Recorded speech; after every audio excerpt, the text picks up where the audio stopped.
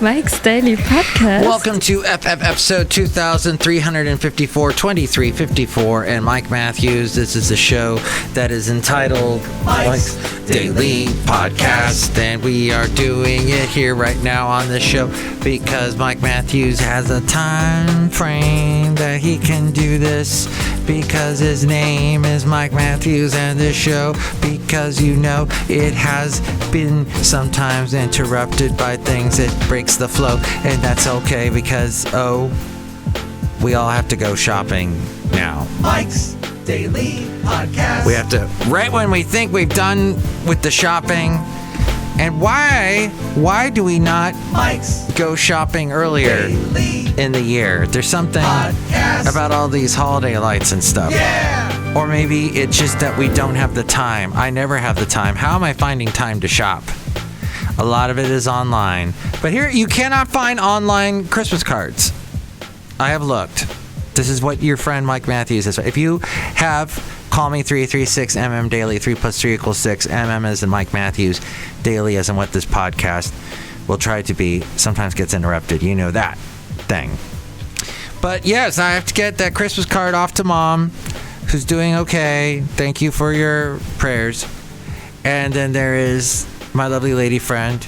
And maybe I'll send you a Christmas card for listening to Mike's Daily Podcast. Just send me your address. No, I don't want your address. Don't send me your address. Yes. However, if you're scrambling to find, I have found cards, Christmas cards, at Trader Joe's, at Grocery Outlet. I don't know if you have Grocery Outlet where you are. I think it's a Bay Area thing. But just about every supermarket has a plethora of Christmas cards. Yes, they're usually overpriced, like $5 for a Christmas card. Why? It's a piece of paper. I'm going to slap money on the envelope to get it to where I want it to go. So this is costing me money. This is ridiculous. Then there's what other things can I complain about? And here's today's podcast picture. Oh, let's go with a nice, happy, Merry Christmas type picture of a nicely decorated house in Podcastro Valley that I took last night. See it at mikesdailypodcast.com. By the way, the thermostat is still not fixed. Well, I got a new thermostat. It doesn't work. It's not helping the situation. The furnace is not turning on the gas and igniting and heating up the house. It's not doing its thing. It's annoying. So, gonna have to get a specialist in there to fix it. So close to Christmas, Basil. Aw, the late great Basil the boxer. Yes. I had to put so many sweaters on him the last couple of years because he just was getting so cold. I had sweaters on him. He looked so jolly and merry. Those boxers don't have that much fur. So, back to this show.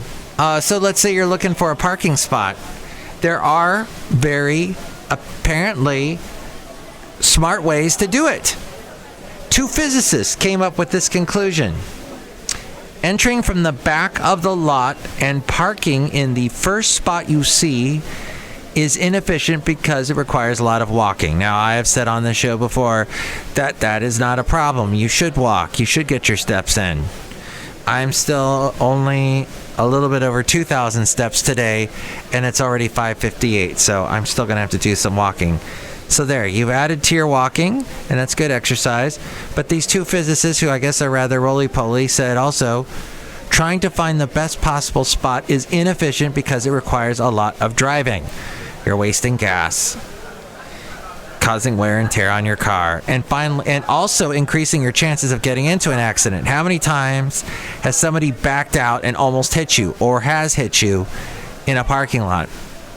And finally, they say driving toward the entrance, skipping any open spots at the end of the row, and parking in the first gap between cars minimizes both your driving and your walking time.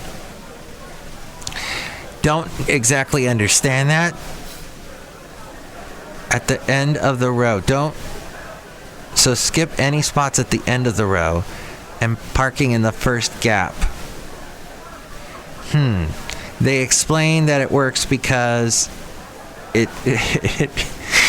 It's like molecules attaching to microtubules. When you drive into a parking lot, assuming you're approaching from the back, you'll pass a bunch of cars parked in the first spot they found.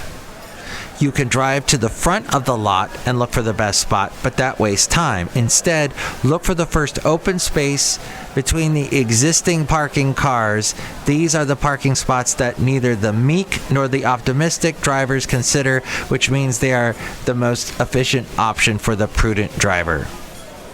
Of course, these types of mathematical problems don't always translate well to the real world, and it's worth noting that this particular model imagines a parking lot that consists of a single straight line instead of the circular or rectangular structures that more often exist. Sometimes you want the best possible spot because of the weather or because you and your passengers can't walk long distances.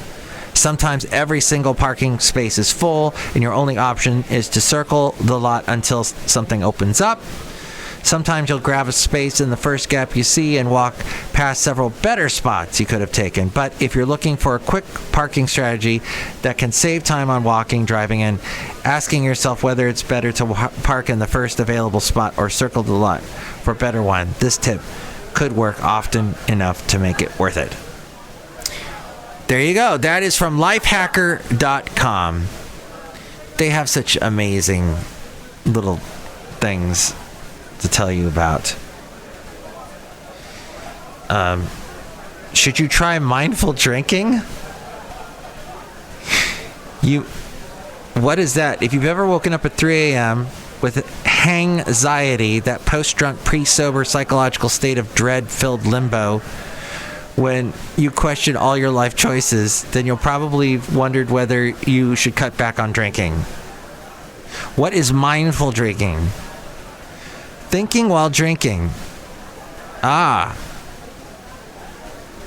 UK-based organization with more than 50,000 members called Drew Yeager, as we go outside a cafe anyway, where we bring you Mike's Daily Podcast, somewhere in Podcastro Valley, Mont today, the last place on earth.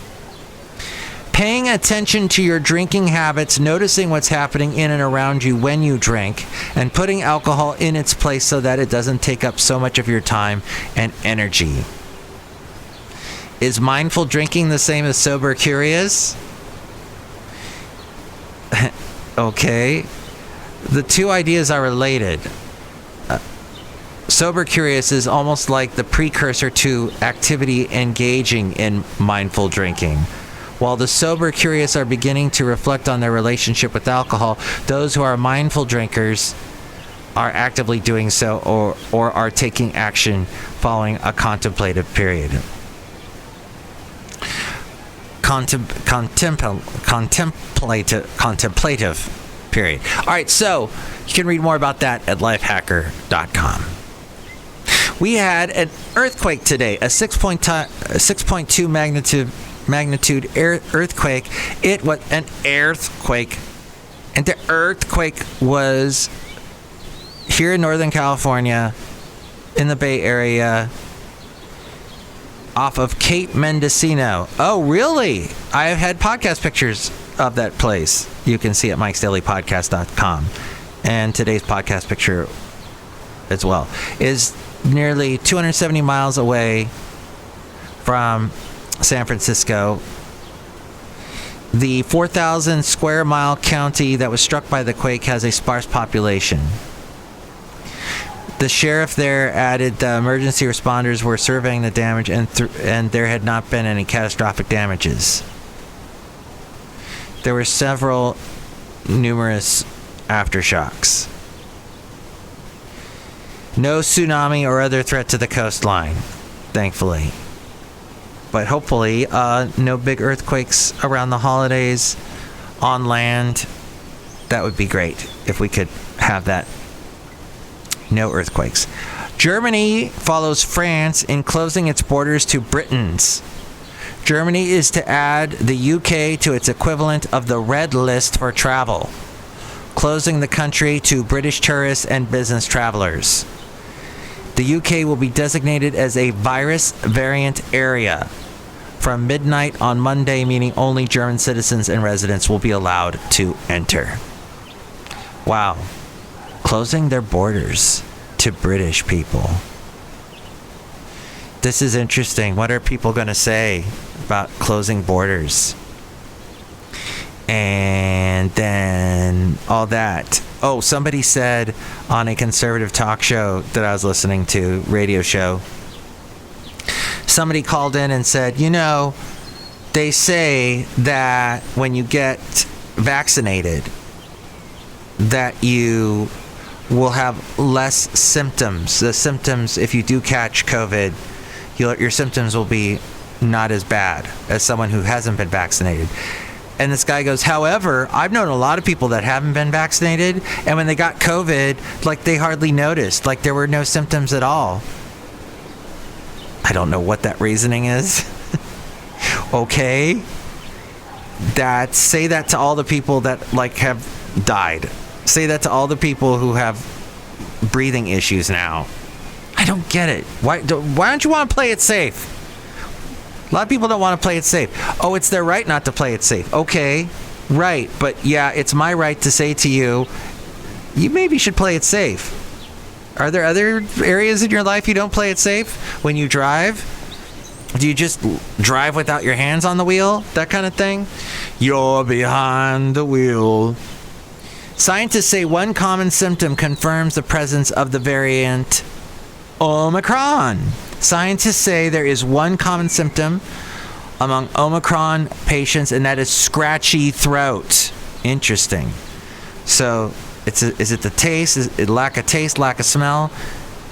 The chief executive of South Africa-based Discovery Health said it is the most common early sign. He added the symptoms are so far mild, but that does not mean the new strain of coronavirus is less virulent. Omicron has triggered panic around the world and forced countries to impose restrictions once again. It is said to be the most heavily mutated strain of SARS-CoV-2 so far. Data suggests it spreads fast but causes milder illness than previous strains. And it's scratchy throat, huh? The first symptom is usually followed by nasal congestion, a dry cough, a myalgia manifested in lower back pain, said Dr. Noach, the person I was referring to earlier. Sir John Bell, a leading expert in the United Kingdom, separately said that stuffy nose and loose stools are also common among patients. Yikes. So, the order in which symptoms appear in COVID-19 patients can differ with variants of the coronavirus. A new study has found. The study was carried out by researchers from the University of Southern California, and they analyzed data from several countries. Looks like University of Southern California. Yeah, USC. Wow. Came up with that. So there you go. Outside a cafe, anyway, somewhere in Podcastro Valley, the last place on earth in Podcastro Valley, Mont. Look who's here. Hello, McMahon. It's Chely Shoehart, Chief Job Supervisor. I wear a mask all the time. I'm wearing a mask now. Yes, but it's a mask on your entire face, and it looks rather scary. It looks like a demonic zombie Santa face. Or maybe it's a Santa's elf. Watch Klaus and Robin over the weekend. 2 Netflix holiday movies that are animated. Not the best storylines in either one, but some great animation, and just watching it gets you into a Christmas spirit. Kind of reminded me of watching the old Rudolph special, the old drummer. Oh wow, watched The Little Drummer Boy last night. Then if you watch that now, it's kind of, what is going on here? It looks like the editing was not so good in that. Cute story. It's like the lyrics to the song. He has a pet sheep that gets hit by a chariot and is about to die, and Jesus saves him. So, and it has the voice of Paul Frees, who is the voice in The Haunted Mansion. Is this room actually stretching? So, and also the voice of several of the pirates and Pirates of the Caribbean. And he's done a bunch of other stuff. Bunch of those Rankin Bass puppetry, stop motion photography specials, he was the voice in. Also, Jose Ferrer, whose son Miguel Ferrer was on Crossing Jordan. And that's about all I have. I think both of them are gone now. Well, definitely Paul Freeze's. I think Jose Ferrer and his son are both gone. Both passed away. Look who else is here. Hello there, Mike. This is Valentino, the parking attendant. And this is Bison Bentley. Do you know that? And this is Floyd the Floorman. And John Deere, the engineer. Mike, Floyd and I believe in taking the vaccine, but it appears that Valentino and Bison Bentley are vaccine hesitant.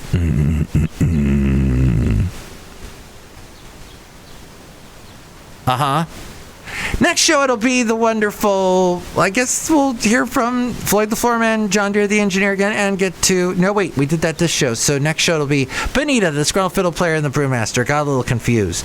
Chime in about anything we covered today. 336mm daily. 3 plus 3 equals 6. MM is in Mike Matthews daily, as in what this podcast tries to be, but gets interrupted. Thank you so much, interruptions.